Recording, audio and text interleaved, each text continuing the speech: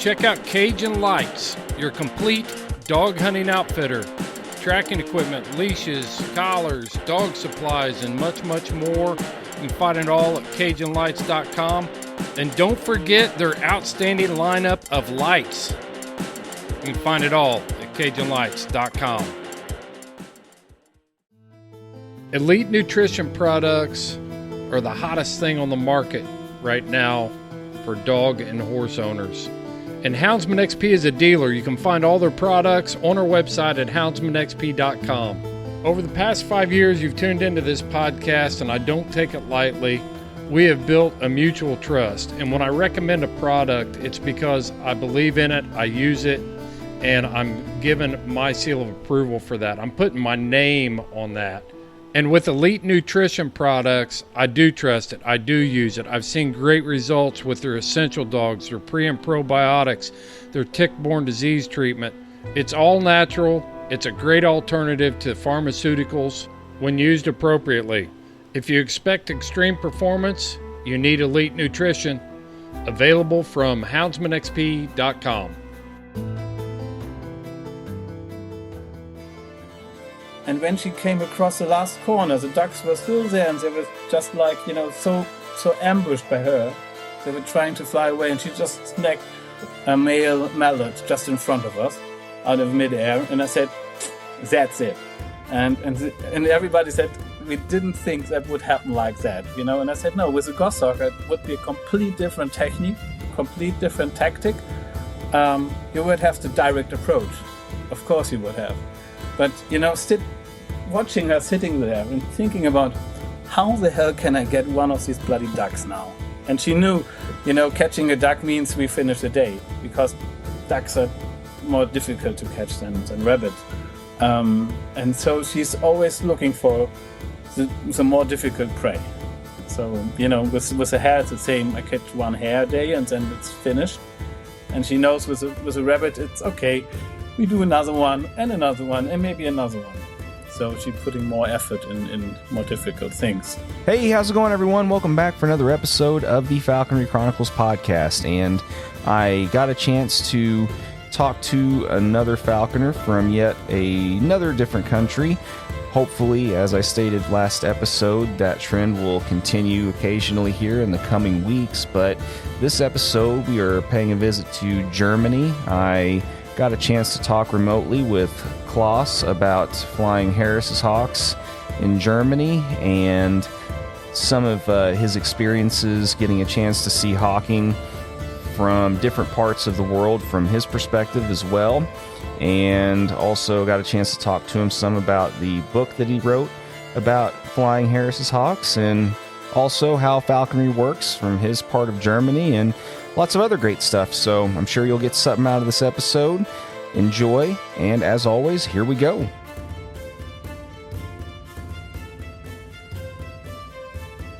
That's being interviewed now from you is absolutely strange, because when I started falconry, the only guys I got in touch with were American guys 25, 30 odd years ago, and the internet was quite, it was so tiny, and there were just news groups where you could write yourself in, and then everybody would answer, and so that's the evolution, having a podcast, something like that.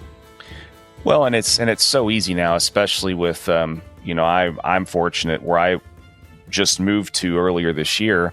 At first, I thought I was only going to be able to have satellite internet, like Starlink or something like that, and then shortly after I moved in, I got a card in the mail saying they were getting ready to bring fiber out this way. Yeah, perfect. And I was just like, yay, So yeah, I've got a really nice 1G, fiber connection, and yeah. And to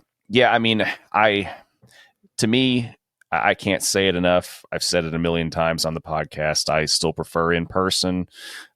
There's nothing beats the chemistry of a conversation sitting across from a person. That's a pure thing, It is what it is. We obviously can't do that right this second anyway. So, this is the next best thing, having somebody else have a decent mic and webcam setup and internet connection. Yeah, but the in-between stuff is missing, You can't sure. see everything, you can't hear everything. It's useful, but it doesn't bring the full submersive emotion, which you would have when you're a person. Yeah. For sure.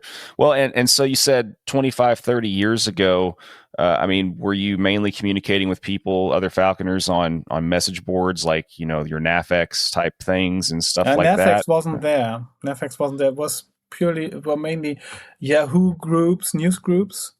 Mm-hmm. Alt Falconry, all that stuff, these old guy things.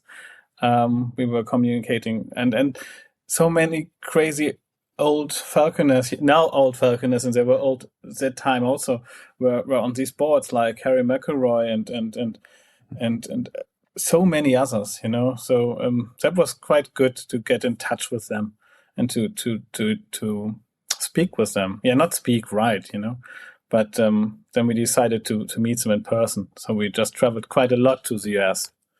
That's good. How many times have you been to the US then? I think 6 times. And we even had our honeymoon to Arizona and went hawking there. And so, yeah. We are a falconry family, probably. So kids included also in that? Yeah, Finja has... in Germany, you have the school is divided. You have a kind of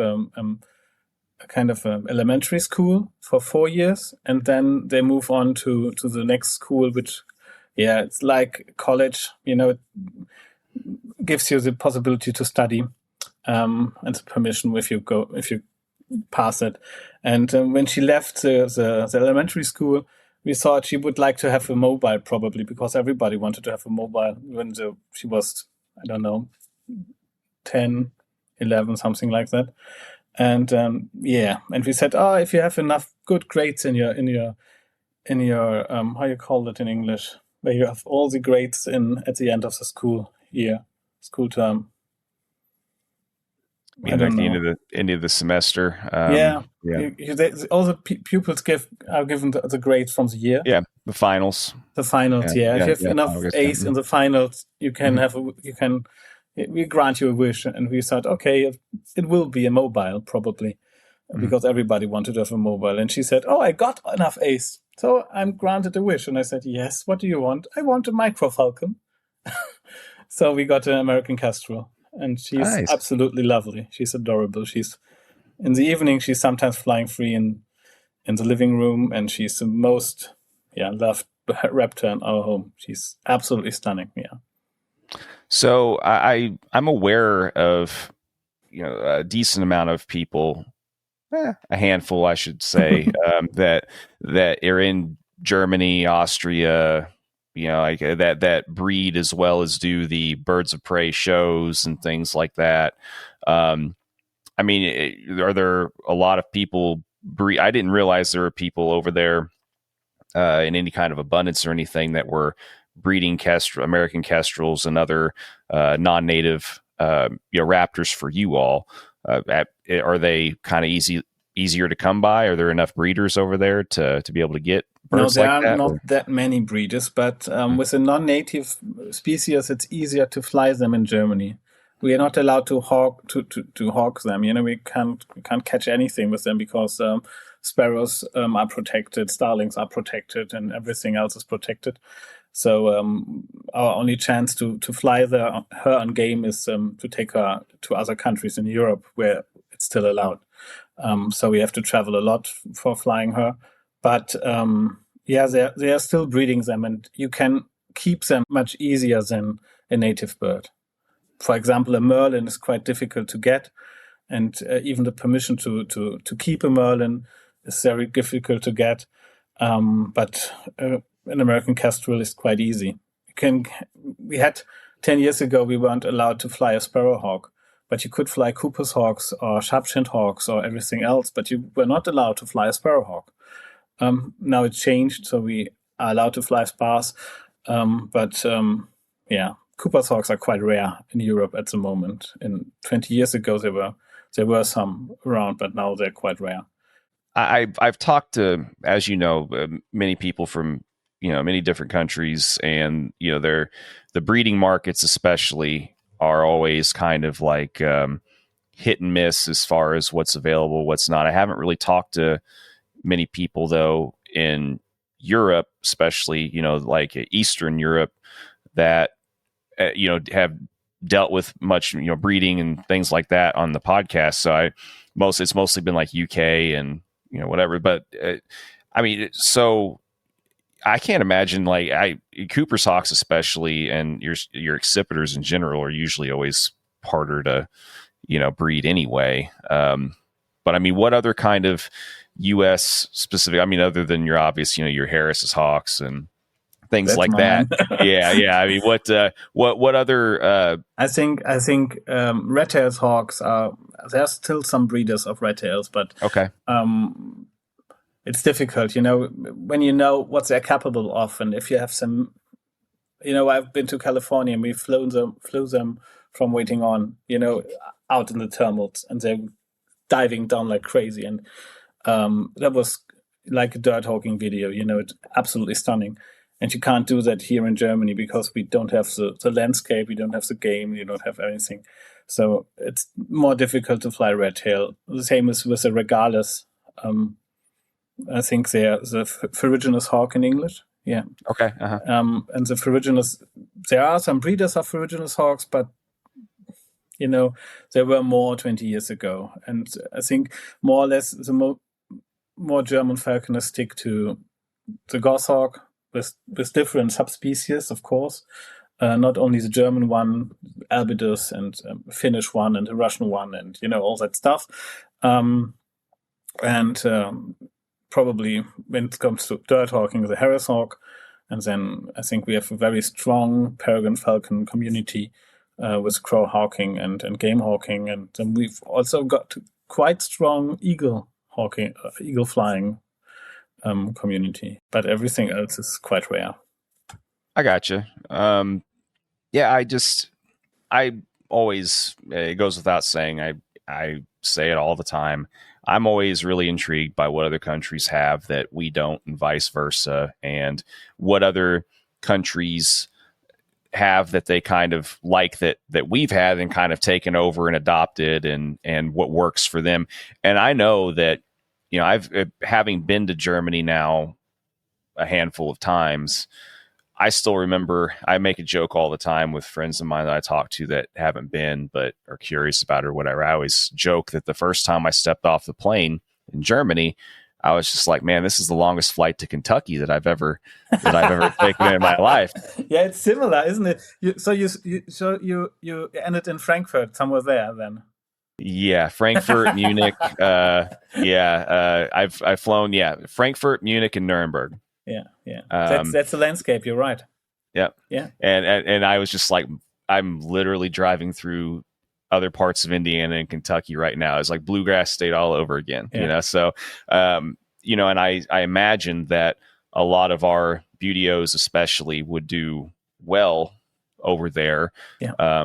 But I also know that lots of Europe and the UK and stuff are still facing even worse land restrictions and hunting access restrictions and stuff that that's we absolutely have. Something you can't imagine. When we've been to the US the last time and walking through Sonora Desert, it's all state land. You can go anywhere. Try to kill some quail, no problem. It's state land, and we don't have it here. It's very difficult for young falconers to get hunting permission. Mm-hmm. I think that's the reason why there are not that many. And the next thing is, game is quite rare at the moment. So we have problems with the hares, we have problems with rabbits, we have problems with avian influenza and all that stuff. So probably that's one of the biggest issues in our time, that we don't have the broad game base where you can just go out and kill something and come back. Because you have to have to have a good dog, have to have good hunting grounds. Otherwise, you don't succeed. Sure. Well, and to that end also, are you, in Germany, from your point of view, anyway, I mean, are you kind of seeing a lot of what we're seeing here and in other areas where, more and more people are getting into it? It's as popular as it's kind of ever been, but, once again, keep losing more and more spots, have less and less, game and all of that. I mean, are you all seeing that in Germany too, where more and more people are wanting to get into it, but it's becoming less and less sustainable? Yeah, I think so. I think we call it Scheine sammeln, which means you're trying to collect as many how you call that, as many from the government approved possibilities to do something. You're allowed to fish, you're allowed to hunt, to hawk, to everything. And many people are collecting all these exams. So they do a falconry exam, they do a fishing exam, they do a hunting exam, and they collect them. And they don't have the time to do it, but they're collecting it. And then they are the big ones. I'm a fisherman, I'm a falconer, I'm a hunter, something like that. And that's something I think it's kind of they're fleeing their normal life. They're going into something and saying, yeah, I have to do that now because otherwise I'm just in my boring work life cycle. So that's something you can see, and they don't have the time to practice falconry properly because it's a demanding hobby. You have to have the time, and you can't travel to Mauritius or to the US easily because you have some birds sitting in your garden and somebody has to feed them, and you have a dog and you have a ferret and all what comes with it. So that's the reason why they're collecting all these things, but they're not practicing it. Gotcha. Yeah. I've been able to talk to a few people from Germany, like Klaus and Elizabeth, for example. I'm curious, I found out, some about, of course, the history and things like that from them, but where exactly in Germany are you living again, by the way? Near Münster. Dortmund, the Ruhr area, that's the biggest populated urban sprawl we have in Germany. It's even, if you compare it to US, it's a big sprawl because you can drive for, I think, 150 kilometers just through cities. It's quite biggish city area, the biggest one in Germany. And they are all, growing into each other, and I'm just 40 kilometers north of it. So, the countryside is a little bit like upstate New York. You have all these fields there. You have some rivers, but you have mainly fields, and it's a little bit wavy and like a park. We call it a park landscape where I live because it's more or less like that. Okay. So I mean, basically, I didn't know. I mean, I can't remember. In Germany, is basically like are the rules and regulations and stuff the same throughout all of Germany, or is it different from different parts of Germany to the other?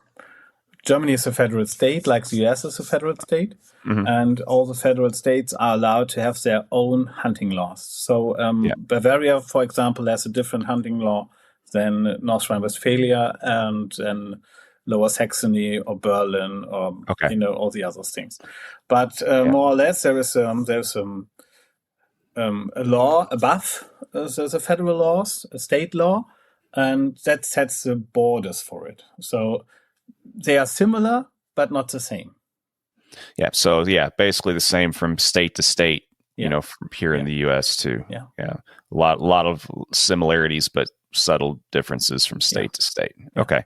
I thought that's what the case was, but I just wanted to re-clarify that. So that being said, I mean, how do things work where you're at then? How hard is it to, find a sponsor? Or I mean, I know you guys don't even do like the traditional sponsorship type program, do you? No, we don't have it. You have to pass an exam, so you have to take part in a falconry course, for example, and it takes you more or less between it depends on the federal state. It takes you from 6 to 12 days, something like that, full days, and after that you have an exam, which is partly written exam and partly a spoken exam. So, and if you pass that, you're allowed to get your falconry license. So there is no sponsorship, there's no apprenticeship like you have in the US, which I think is quite good, actually. And then you're allowed to fly every bird, which is in the US was different, isn't it? So you were not allowed to fly every bird until you are a master falconer. Something it was like that former times. Yeah. Mm-hmm. Yeah. And in Germany, you can easily just get a golden eagle as the first bird, which wouldn't be the right choice anyway. Yeah, and I remember it. I mean, it's like that obviously in the UK and stuff too, with the exception of you don't even have to take a test. You can just go. Yeah, you can just do it. You can just go and get one. To establish a test. The DFRA is working on it, but they think it's taking away some freedom if they have to pass a test. I think but in Germany it's good that they have to pass a test, because then they have a basic knowledge. They don't know anything actually. They have to practice falconry, but they have a basic knowledge, a theoretical knowledge at least. Okay. Yeah, I couldn't remember exactly how things worked, and if it worked the same way throughout all of Germany, or if it was different from different parts to the next, or whatever. But I mean, so you got into all this, you said around 25, 30 years ago? Yeah. Something like that. Yeah. I think I started falconry, I got curious about that when I started studying at university, and that time I was driving with my Ducati around like crazy, and we made a break at a very, very kind of a fairy tale woods in the middle of Germany, and there was a guy holding a goshawk, and I said, "Wow, what that?" And didn't see that before. I knew there were some guys doing demo work and all that stuff, but hunting a bird is something completely different. And during that time, the Greens were quite strong. They're still strong in Germany, but they were strong during that time, and they had in their party program, in their election program, they wanted to forbid falconry. And I said, if I would ever wanted to do it, I had to do it now, because if I can be in time and get a bird in time and pass my exams in time, they were not allowed to take my bird away from me. So I said it was a dream, to get a buteo. I wasn't sure if it's a red tail or a Harris hawk, actually. But we started the journey then, and went to the US and went hawking with red tails and with Harris hawks, and finally we decided to take the dark path to the Harris hawk. Yeah, I'm sure. Is it like over there how it is here, where all the goshawkers hate the Harris hawkers, and Harris hawkers hate the goshawkers, or not hate, but give each other crap all the time. I've flown them both. I've flown goshawks, and I'm still flying Harris hawks, and it's still the same. We are just kidding each other. And sure, yeah. My main thing is always to say I'm on the dark side of falconry, so that's okay. Welcome here. Yeah.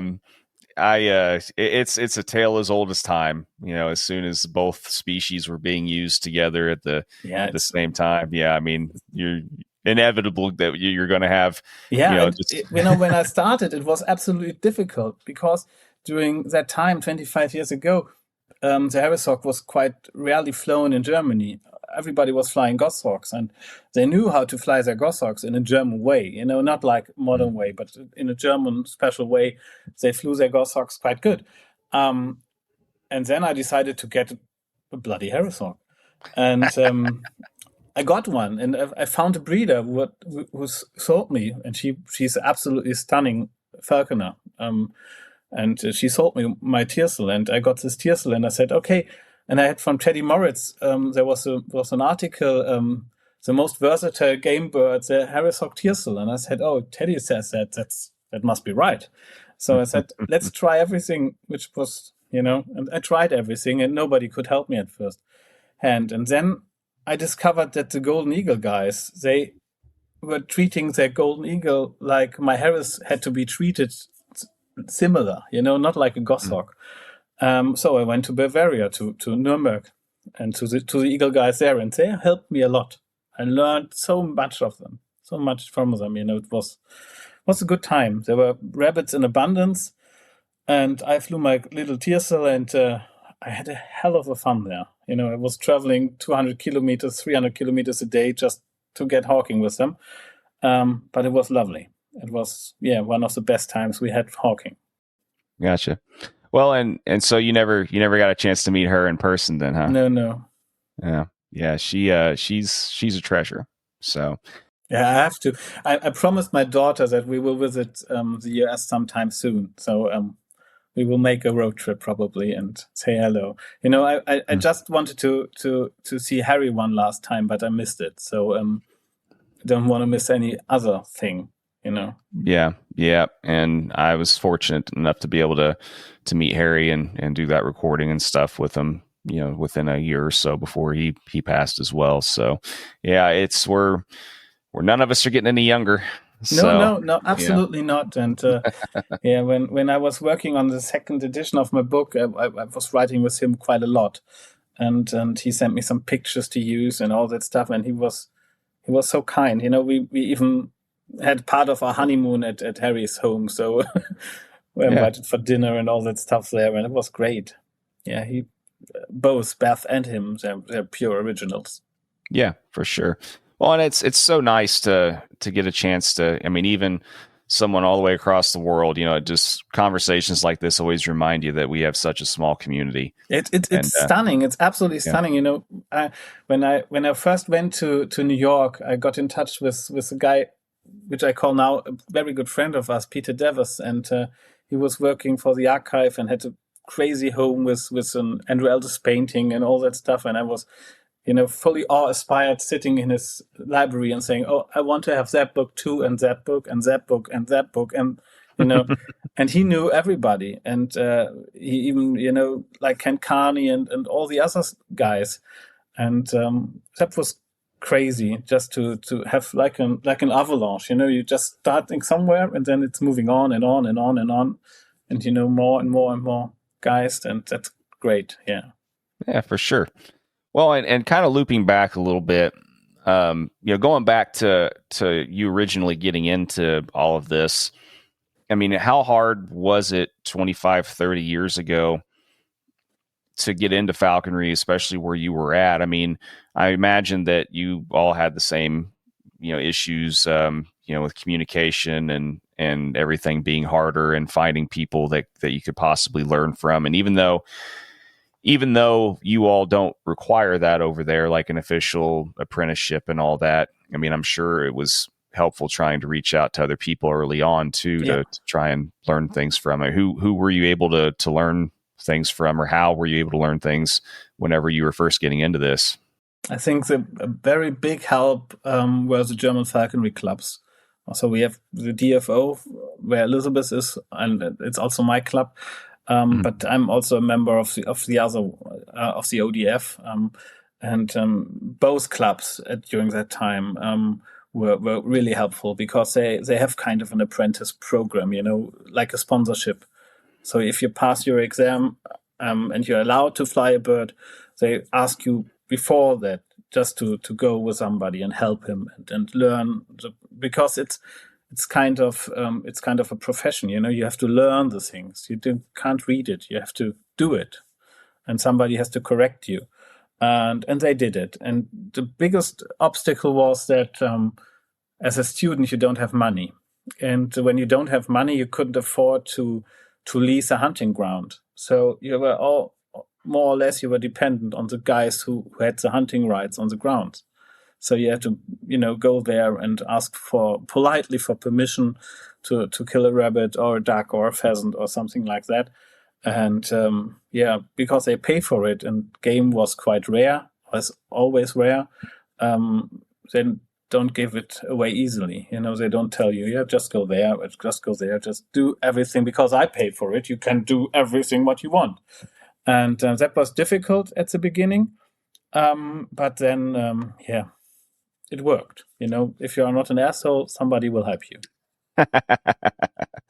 Yeah. That's always kind of the helpful whenever you're not a complete ass, for sure. Yeah.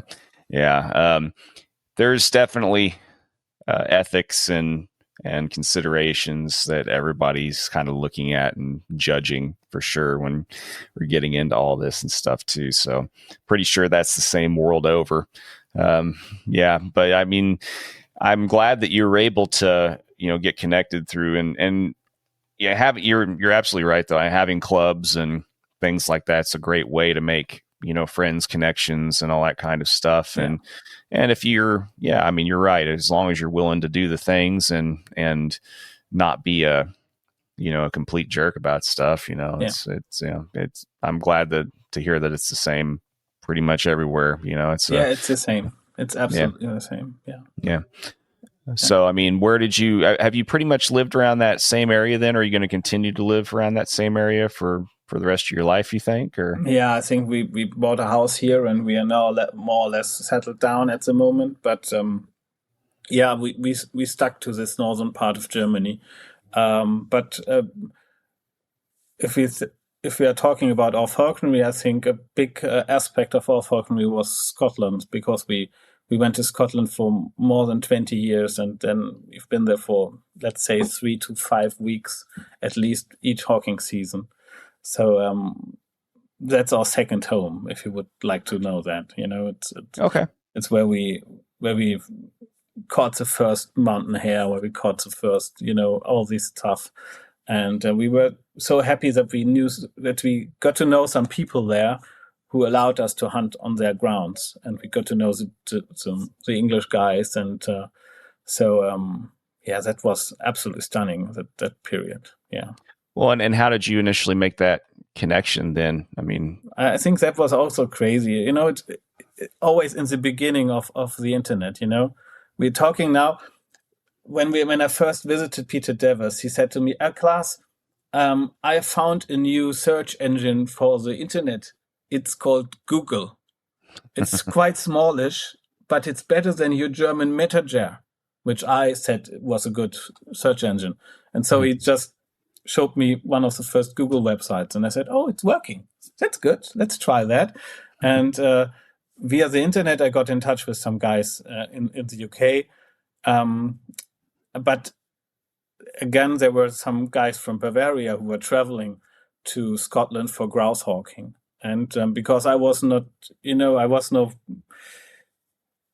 wasn't being a problem for them. It wasn't a problem for them because we were just flying on rabbits, and they were flying on grouse, and grouse is, for the bigger ones. And they took us with them. And we had a hell of a fun there. And then we got to know some of the Scottish guys there, and we moved on. And by accident, we came as a dirt hawker into these waiting on kind of peregrine grouse hawking legends on the moor. So we were just with them. In the morning, we went out with them, flying their peregrines and holding their pointers and all that stuff. And in the afternoon, we took our harrises out and killed a blue hare, and that was fine, and we did it for 20 odd years, and I would love to go back probably next year if we can arrange everything. But when the English decided to leave the European Union, everything got a little bit more difficult. Yeah, I'm sure that probably threw a wrench into things just a little bit.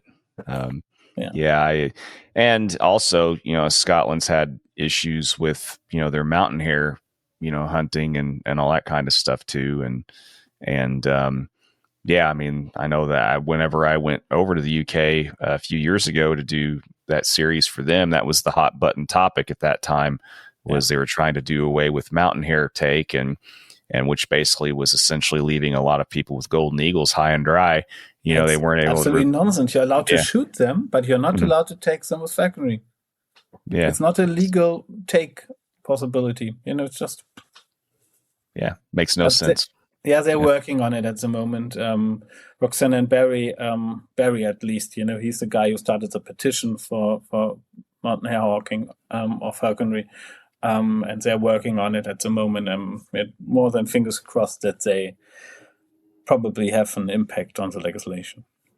Well, that'd be someone else maybe to talk to about that and raise awareness for that a little bit. Yeah, he's a nice chap. They're both nice, but I know them for quite long, and they both know a lot of falconry. Cool. Well, and so what other, I mean, obviously you've stuck with Harris's Hawks for a long time. Yeah. And you've flown Goshawks. I mean, what other species have you gotten a chance to fly? I think I've flown quite a long time with friends in the UK, Merlins. Mm-hmm. And I love to fly them on larks. Couldn't do it here in Germany, but on Salisbury Plain with the local falconers there, and it was absolutely stunning, to be there and to fly these little, I think they're the gamiest falcons, probably, the best flying ones and all that stuff. And I got hold of a female this year again, but I don't have the right area to fly it on, so I passed it on to a friend in Austria, and he's so happy with her. And it's absolutely, it's like having winning a lottery to get a legal Merlin in Germany. Nice. Yeah, I can't imagine, as far as just, I'm sure that acquiring certain species is very difficult. I know that certain species here are very hard to get, and it's like that. I would love to fly an ornate hawk eagle. That's a dream bird, but it's nearly impossible to get one. And if you can get one, it's way too expensive. Yeah. So, yeah. You mean you don't have 20,000, 30,000 or whatever. And the craziest thing with them is that they are dead more worth than alive. Because, some crazy collectors want to have one stuffed on the wall. That's like nuts. With a harpy eagle, it's the same. Yeah. It's dead more worth than alive. That's weird. Yeah. It's just so weird to think about stuff like that, And you hate to see that kind of stuff too, because, they're not exactly easy to come by, and even in nature very much anymore either. But yeah, the couple of guys that I've talked to here in the States that fly ornate hawk eagles, they love them. They they say that they're one of the fastest birds you can fly and have a great temperament. And the downside is just they mature slowly and they're very expensive. Yeah, and they have a quite strong grip, and yeah. And fast feet. It'd be intriguing for sure. Yeah. I wouldn't mind. I think there's a lot of guys that wouldn't mind having them, but yeah, the price tag right now just isn't. Other hawk eagles are quite a lot cheaper. An African hawk eagle or all this stuff is a lot cheaper than an ornate. But it's got just a dream bird, because probably a tiercer would be suitable for my hawking grounds. But with a female, I would live in fear that one of the smallest dogs, they're running around everywhere here since Corona. You might easily get on them. So, you don't want to have that. Yeah. Well, I mean, that's also a fear with Harris's Hawks, though, in a lot of places too. So, ran into that a few times also. But yeah, so I mean that being said, I mean, as far as the type of game that you have, is it mostly rabbits where you're at, or what's? No, at the moment I think we have more hares than rabbits. Okay. But it was mainly rabbits, and now I'm flying my female. It's nearly the same percentage of the complete bag of a season. It's pheasant, duck, hare, and rabbit. So I can't tell which I'm flying more, but when it comes to numbers, they're nearly similar or the same. And as far as your hares over there, remind me again, size-wise, are they roughly kind of around the same size as our jackrabbits and stuff here? I think they're a little bit bigger. How much do they weigh, your jackrabbits? Oh, geez. I mean, it just depends what kind, but I mean, the ones that I've caught anywhere between, like, I would say on average, 4 to 6 pounds, something like that. 4 to 6 pounds at 3 kilograms, something like that. So they're bigger. So because the European brown is bigger than. Yeah, 2.2 pounds per kilogram. So I think they're going up to 5, something like that. Yeah, there's probably some people that are going to listen to this that are going to be screaming at the at the cars like, no, that's not right. I think they're bigger. When I'm thinking back about hawking jackrabbits or antelope jackrabbits, I think that the European brown hair is a little bit bigger. Okay. Yeah, I mean, I know that the few jacks or the couple jacks that I've caught, I remember weighing 1 or 2 of them, and they were closer to that, like somewhere around 5-ish pound range. They're way smaller. I think even if you're catching a big rabbit here in the wintertime, a big fat one, it will be around 4 pounds, more than 4 pounds. Yeah. So the hairs are much bigger. Yeah. So for anybody listening, please don't destroy your radio right now listening to this. I think in New York, State, there are some European brown hairs living in New York State. They were put out. I don't know when, but Peter told me that some guy who was a big one, like Vanderbilt, I don't know if it was Vanderbilt or somebody else, he wanted to have some on his area, in his grounds. Well, I have heard some mutual friends talk about how there's jackrabbits and stuff around, or at least there used to be jackrabbits around JFK Airport and stuff too. But I don't know. I mean, hares, jackrabbits, whatever terminology you want to use. I think there's the same family. Yeah. And the flights are similar. We're not in Utah, where you have no trees or anything. So I mainly fly them not from the fist. Sometimes I fly them from the fist, but mainly I fly them from following on. Yeah. And then she decides how to get them. And I can, she's a way better thinker than all the other Harris Hawks I've flown. And she said, always she's thinking, oh, he's too far away. I don't take it now because it hurts. And if I'm near enough, she will take it. No problem. Every hair. But if I'm 200 meters away, she will refuse it. Yeah. Yeah, that's kind of a general rule of thumb, here. I mean, anywhere pretty much east of the Mississippi, they're almost non-existent for the most part. But yeah, I mean, Harrises are a lot more, like you said, they're a lot more calculating on what they want to try and don't try. And if it looks opportunistic enough, sure, they'll go all out for it. But they're obviously not going to be like a goshawk in which, if it just moves, it's going to start going after it. It's completely different. I think 100%. If you compare it with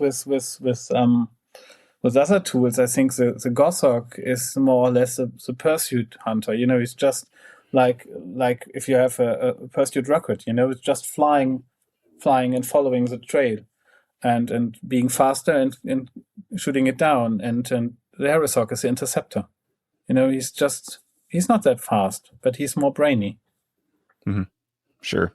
Yeah. Well, and do you ever use T-perches or anything like that too at all? Or no. We've used them in the US, but here in Germany, I think enough trees. My goshawk friend would have a big grin in their face when I'm telling that the next tree is not that far away. Right. Yeah. I mean, it's pointless if you got trees for sure, but if you're out in the wide open, Kansas, in Scotland, Utah, I like whatever, to fly them from waiting on. It's out of the saw, like you can do it with other BTUs, and I love it. It's.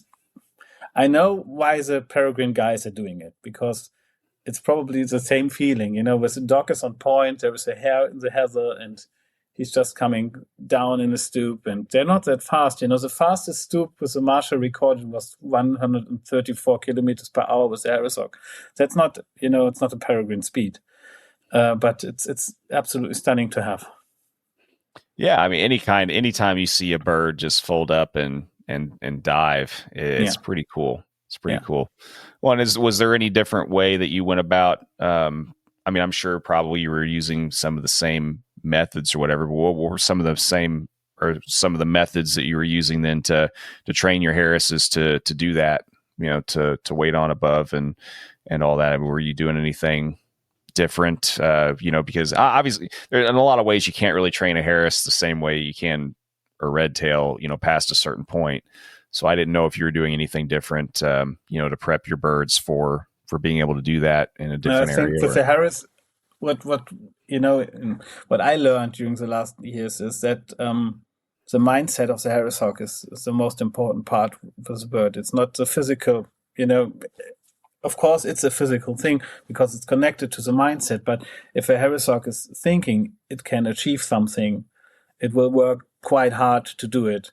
And I think if you have the right mindset in the bird and he knows how to use the surroundings in a good way, it will start doing it instantly. And I started when I was thinking about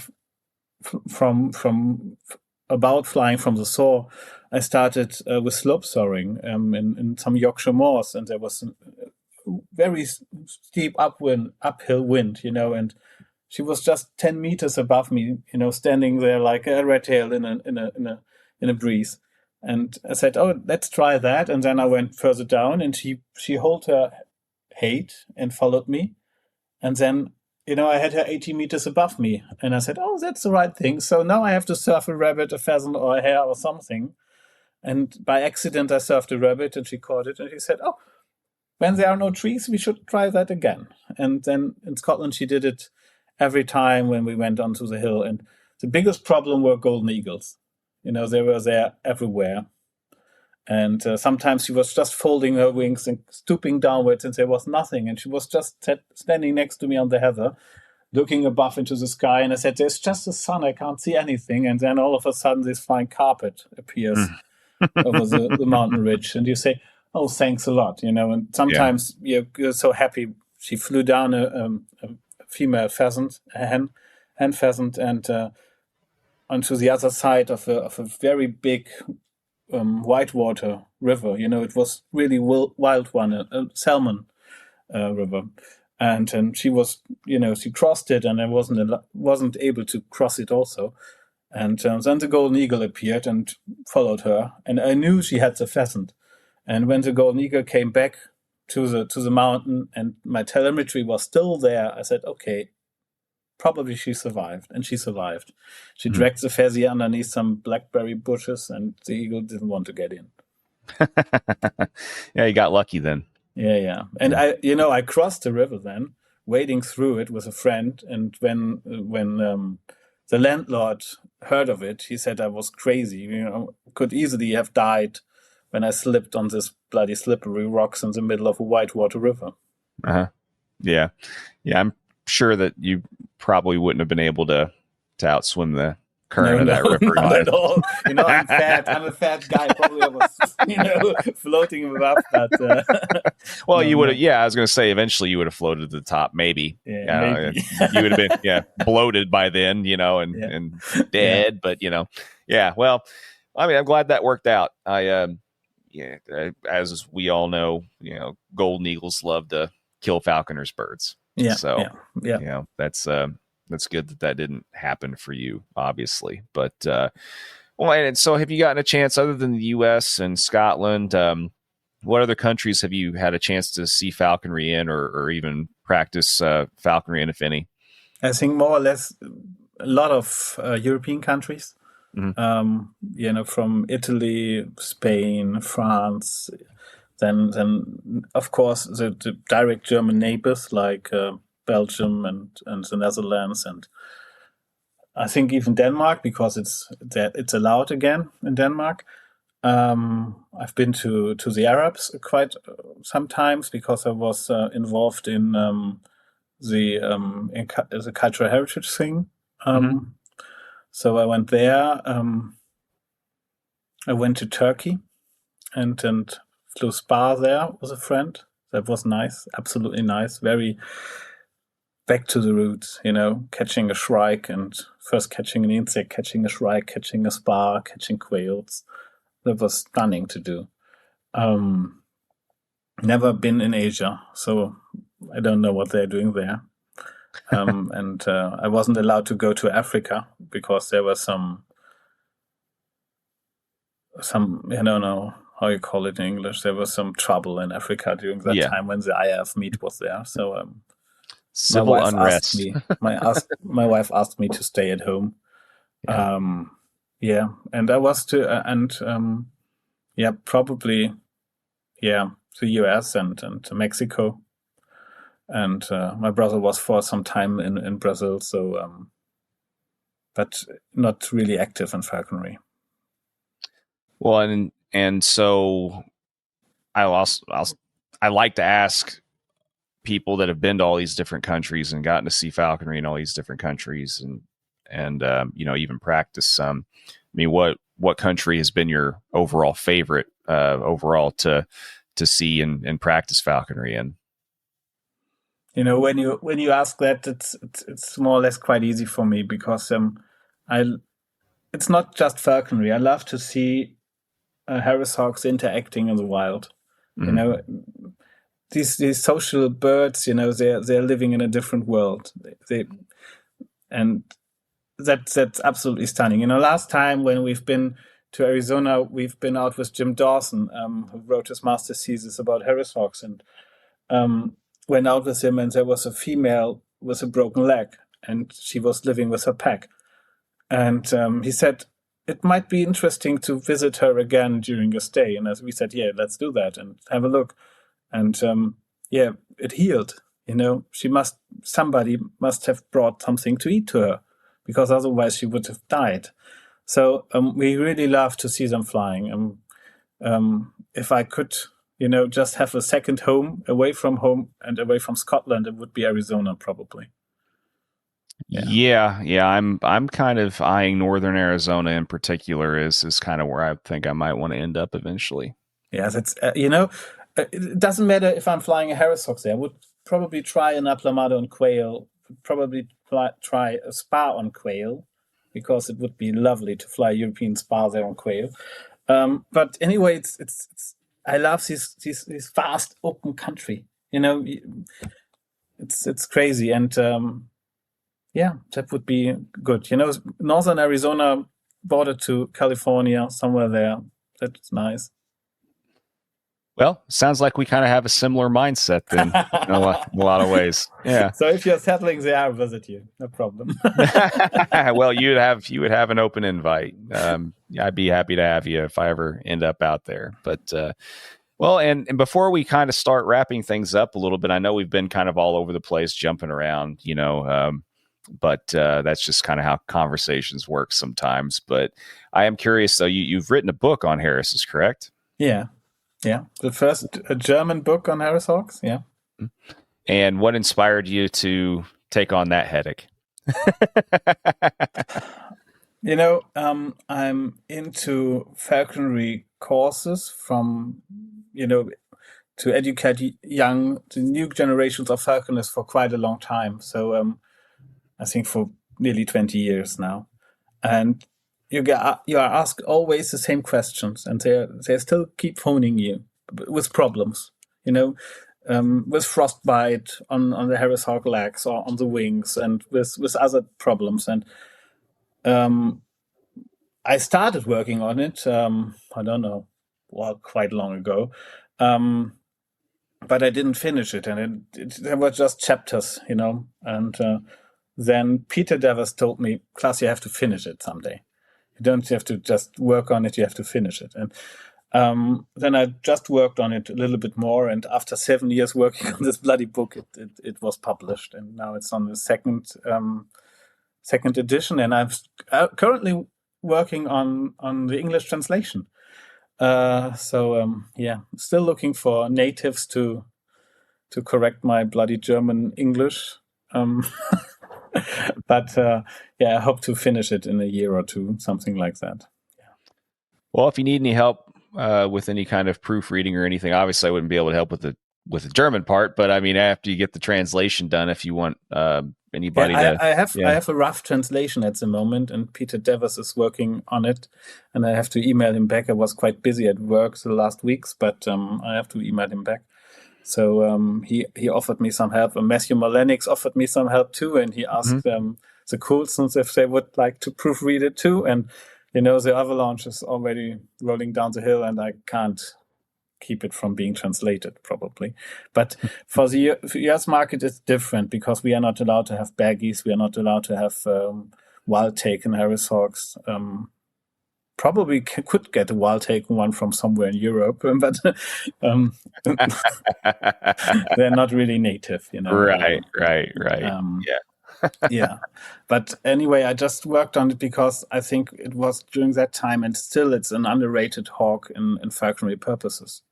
When you have a look at all the birds we are flying at the moment, many of them were flown in former times, but the Harris hawk is still a really new species if you look for the origins in Harris hawk or in falconry history.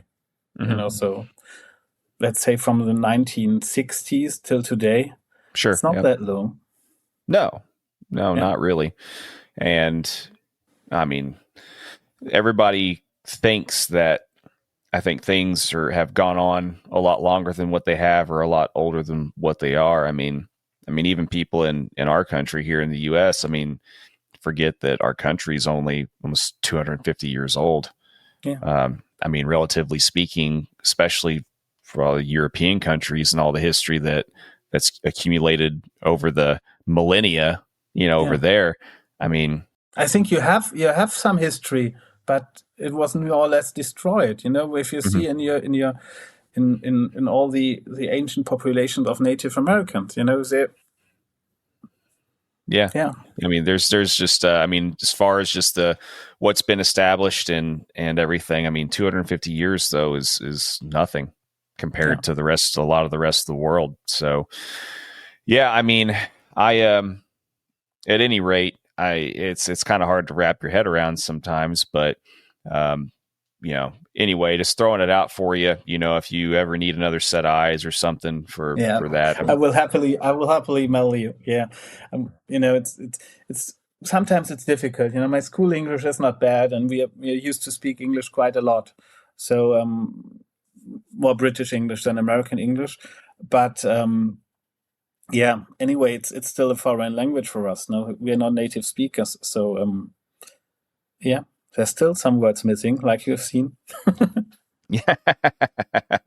Well, it is what it is. I mean, I've actually tried learning a little bit of German just because for a while, the bass guitar company that I endorse is based in Germany, Warwick and so, I mean, I have a lot of music German friends as well as, some Falconer friends and stuff now. And so I tried picking up a little bit, and it's one of the most difficult language, my daughter told me, because there are so many irregular forms and all that stuff. And I think Chinese is more difficult, but German is close to it.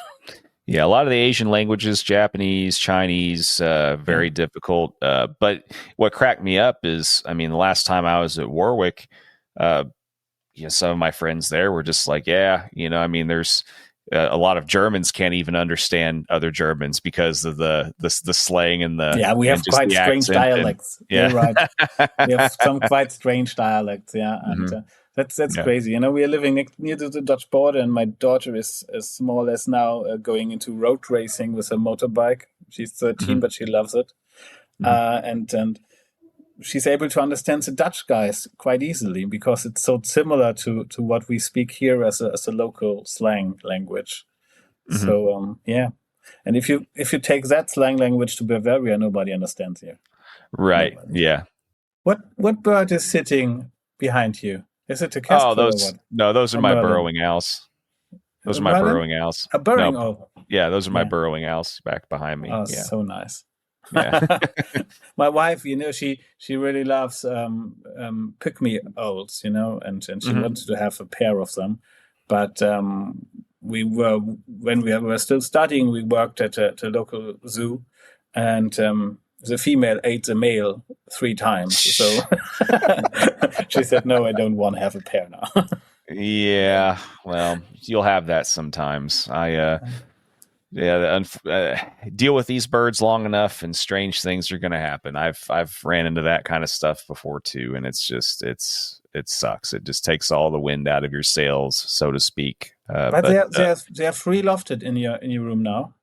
No, they're on top of the enclosure. They're tethered. Okay. But at night, I always untether them and put them in the enclosure. Where you can see the light. I always put them down there and let them free roam during the night. So lovely. Yeah, they're interesting little birds. I like having them around for the most part, but owls in general, I still don't think I would ever have if it wasn't for doing the education and presentation stuff on the side and things like that. I just they're you kind of have to be a unique personality to just really want to always love and have owls around. I think just an extra level of patience, kind of like goshawks. There's just certain people are always going to be about goshawks, but it takes that extra level of patience and something else to kind of want to deal with them all the time. I think it's the same thing with owls too.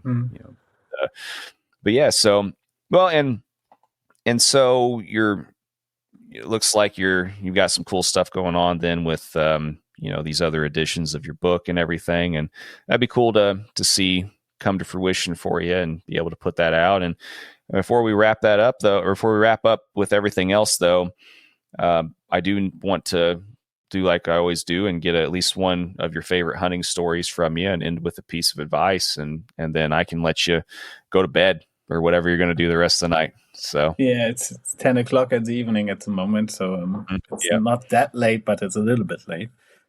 So my favorite hunting story. It's quite difficult because I have a lot of favorite hunting stories because something strange happens all the time when you fly a bird. But one of the strangest thing was when I was out with some students who wanted to pass a falconry exam in Germany, and then we take them out with us to witness them how hawking is, how you do it.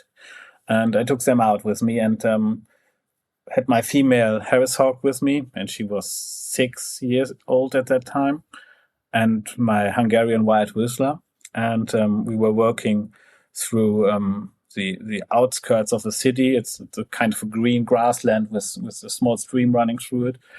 And we already caught 2 rabbits, and normally I would finish the day with it, say, it's okay, we've seen some falconry and we don't fly anymore. But it was quite fast. We stepped out of the car and got the first rabbit in 5 minutes, and 10 minutes after that we had another one. And, they drove 2 or 3 hours to meet me there, and the bird and the dog and all that stuff. So I said, okay, let's go a little bit further. And then something was happening, which, is probably one of the reasons why I love this Harris hawk so much. We went through the fields, and she followed us freely, flying around. And then she sat on a tree, on my side of the tree, and on the other side of the tree. So it wasn't seeable from her direction where she was sitting, but she might have had a map in her mind. Was a small stream, just running in small slopes down. And she sat there, and she didn't move at all. She was just sitting there. And then the students asked me, what are you doing now? And I said, yeah, I know on this stream there are some ducks, but I don't want to, get the dog to flush them now, because I don't think that's what she wanted to do, because she was just sitting there. She didn't put pressure on the ducks. That would be another tactic, sitting next to the river, sitting there just looking down, and the ducks trying to evade her. But she was just hidden. And I said, let's just see what she's going to do. And so we stood there, and I put the dog on the lead and just stood there and watched the bird. And then the bird just flew from the tree directly towards me, away from the small stream, and she just dived down and did a half circle. And at the end of the half circle, she flew the stream along the stream on more or less also at the surface of the water, just very down, very low. And she took all the momentum she had from the tree to do this circle and to follow the stream. And when she came across the last corner, the ducks were still there, and they were just like, so ambushed by her. They were trying to fly away, and she just snagged a male mallard just in front of us out of midair. And I said, that's it. And everybody said, we didn't think that would happen like that, And I said, no, with a goshawk, it would be a complete different technique, complete different tactic. You would have the direct approach. Of course you would have. But, watching her sitting there and thinking about how the hell can I get one of these bloody ducks now? And she knew, catching a duck means we finish the day, because ducks are more difficult to catch than rabbits. And so she's always looking for the more difficult prey. So, with a hare, it's the same. I catch one hare a day and then it's finished. And she knows with a rabbit, it's okay. We do another one and maybe another one. So she's putting more effort in more difficult things. And that's what I love with her. She's just thinking. Hawking tactics was in the International Falconer magazine was a very nice article about hawking tactics. And Martin Hollins had it also in one of his books. And he said, just give them their room. They need it. And then they will show you something. Yeah, for sure. I mean, I joke all the time with people, and I'm sure you could probably relate to this too. I mean, all my favorite falconry memories, for the most part, are super exceptional or memorable ones, have usually been with Harris's hawks, and all of my absolute worst, atrocious, terrible memories have always been with Harris's hawks. So I was just once during a German field meet, one of the big German field meets. I was hawking in an atomic power plant, and they had an abundance of rabbits there. They had really a pest of rabbits inside this power plant. And they asked for birds who were bomb-proof and who had a very good, how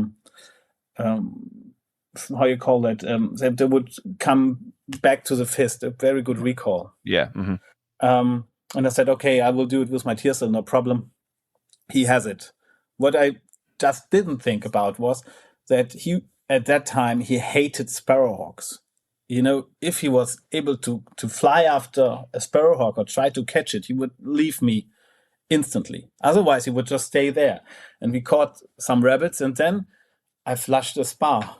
And he just flew out of the atomic power plant. And I had a dosimeter on my clothing, and I had to show my passport and move out of this bloody power plant. And it was so difficult to get out of it because it's a high risk area, and everything was looked after. And then all of a sudden, when I was just at the edge of the atomic power plant, like Homer Simpson going home, he came back and said, "Oh, I chased it away. Let's do some hawking again," and caught another rabbit inside the power plant. And I said, "Blimey, bloody idiot bird." Yeah. Oh yeah. That's how they are. Yeah, for sure. It's it's always either the best of the worst of the worst with Harris's hawks. Yeah. There's very, very little in between, I've found. Yeah, the average Harris hawk is not there. Yeah, no. Well, and real quick, you mentioned vizslas. I mean, I have a vizsla also, and she's a little bit more on the retired side now. But I mean, what's your experience been with Harris's hawks and dogs in general? I mean, it's always either it usually works out great, or once again, it's absolutely terrible with Harris's. So, I mean, what's your experience been with that? I'm a dog person. I'm a field trial judge for hunting point and retrieving dogs. Like I was also invited to some field trials in the US to judge them there. And I was the official of the vizsla club for hunting exams for 15 years. So I'm more or less a dog guy, and I love good dog work. So I stuck to the Vizsla and a wire Whistler. So we just have wiry ones. Oh, okay. And what I find interesting with Harris-Hawks is that they're able to spot the difference between, let's say you have a full litter of German Shorthair pointers. They're all brown white. They're all brown white. And even if the breeder is there, if they won't have the color,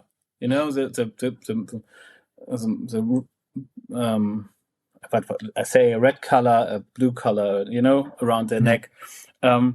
If they won't have the colors on their neck, you won't able to say this is that dog or this is that dog because they all look the same. Mm-hmm. But the Harris is able to. We had it. We had a litter of German Shorthair pointers, and with one Aspe, he would hunt like crazy, no problem. Absolutely no problem. But if I would take her sister with me and she looked more or less the same, he would stop it completely. He would just stand there and say, no, that's not my dog. I'm not working with it. Mm-hmm. And he even refused to work with our wire whistlers when our short hair wire whistler died. He just said, no, it's not my dog. I don't want to do it. But if you get it from a different kind of a breeding range, if you have a breeder who